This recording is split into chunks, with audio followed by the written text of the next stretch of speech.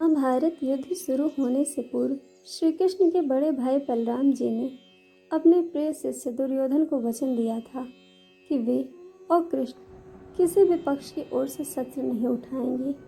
अपने भ्राता के वचन का मान रखने के लिए श्री कृष्ण ने भी युद्ध में शस्त्र न उठाने का प्रण लिया और अर्जुन का सारथी बनकर केवल पांडवों का मार्गदर्शन किया। लेकिन युद्ध में एक समय ऐसा आया कि श्री कृष्ण अपना प्रण भूल गए और अपने चक्र से भीष्म पितामह को मारने के लिए अपने रथ से कूद पड़े।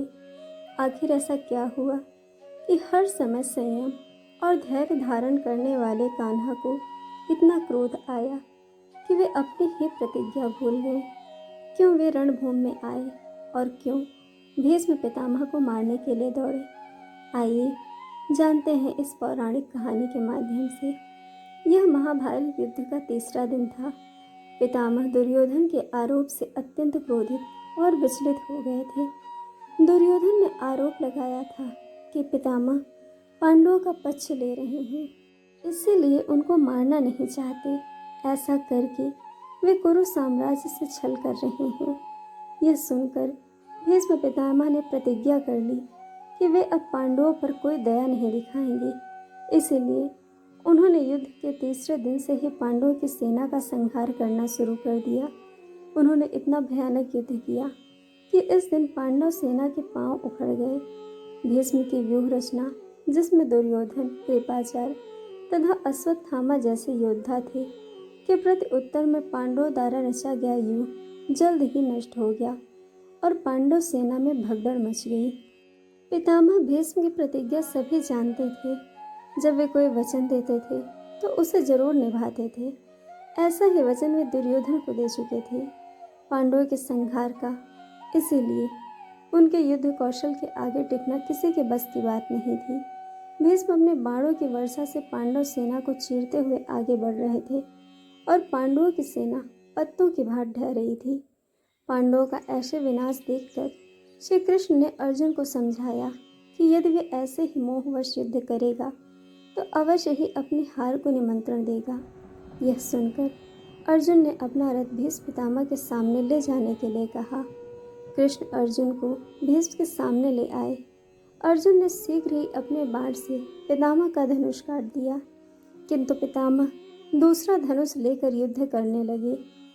भीष्म ने अपने तीक्ष्ण बाणों से अर्जुन तथा कृष्ण को घायल कर दिया। पितामह को ऐसे युद्ध करते हुए देखकर कृष्ण ने उन्हें तंज कसा कि अपने ही पौत्र और पड़ पौत्र से युद्ध करते हुए आप समर्थ योद्धा नहीं, बल्कि एक निर्बल और डरे हुए साधारण पुरुष लग रहे हैं।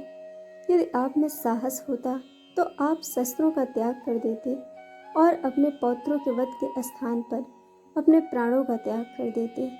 पितामह ने दुखी मन से बोला कि वे अपने वचन से बंधे हुए हैं, इसीलिए केवल अपना धर्म निभा रहे हैं। किंतु कृष्ण ने उन्हें धर्म की मिथ्या बोल दिया। उन्होंने कहा, धर्म मनुष्य को बांधता नहीं वरन मुक्ति देता है। अवश्य ही आपका धर्म मिथ्या है। इतना सुनते ही भीष्म क्रोधित हो गए। उन्होंने क्रोध से भरे कृष्ण से कहा कि अपने पिता को दिए हुए वचन को निभाने के लिए उन्होंने बहुत त्याग किए और जीवन में एक क्षण के लिए भी अधर्म नहीं किया। उन्होंने कृष्ण की बात का प्रतिकार करते हुए कहा कि उनका धर्म सत्य कर सकता है। यह सुनते ही कृष्ण भी क्रोधित हो गए। उन्होंने हुंकार भरते हुए कहा कि वे उन्हें पराजित कर सकते हैं। इस पूरे संसार में ऐसा कोई वरदान अथवा श्राप नहीं जिसे वे निष्फल न कर दें। यह बोलकर वे अपने रथ से कूद गए। उनके क्रोध से पृथ्वी कांपने लगी। उन्होंने भीष्म पितामह को मारने के लिए रथ का चक्र उठा लिया। यह देखकर अर्जुन भी डर गए। वह तीव्रता से कृष्ण की ओर दौड़े और उनकी बाह पकड़ ली। भगवान रोष से भरे हुए थे। अर्जुन के पकड़ने पर भी वे न रुक सके। तब अर्जुन कृष्ण के पैरों में गिर के प्रार्थना करने लगे कि हे माधव, आपने युद्ध में शस्त्र न उठाने का प्रण लिया था, किंतु कृष्ण ने कहा, अब प्रण तोड़ने का समय है। धर्म से बड़ा कोई प्रण नहीं हो सकता। अर्जुन ने जैसे तैसे उन्हें रोका और कहा, केशव, आप अपना क्रोध शांत कीजिए। आप ही पांडवों के सहारे हैं।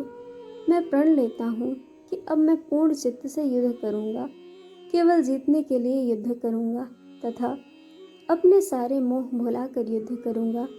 किंतु यदि आपने मेरे कारण अपना प्रण तोड़ा तो उसी समय मेरे प्राण मेरे देह से निकल जाएंगे।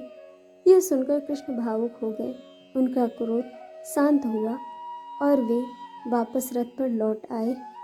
तो यह रही कृष्ण के द्वारा स्वतः अपने प्रण तोड़ने की कथा। दोस्तों, आपको कहानी कैसे लगी यह हमें कमेंट करके ज़रूर बताइएगा और चैनल को सब्सक्राइब, वीडियो को लाइक शेयर करना बिल्कुल मत भूलिएगा। वीडियो देखने के लिए आप सबका बहुत बहुत धन्यवाद। जल्द मिलेंगे एक और नई कहानी के साथ।